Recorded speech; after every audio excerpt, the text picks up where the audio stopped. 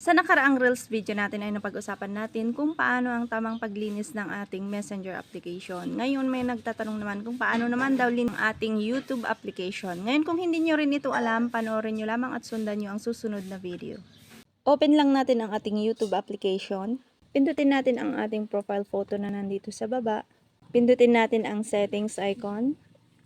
Pindutin ang manage all history. Nandito pindutin natin ang delete. Pindutin ang delete all time. Pindutin ang delete ulit dito sa baba. Then, got it. So, nalinis na po natin ang mga activities natin dito sa YouTube. Mag-out po tayo dito sa YouTube and then, ilong press natin ang ating YouTube application.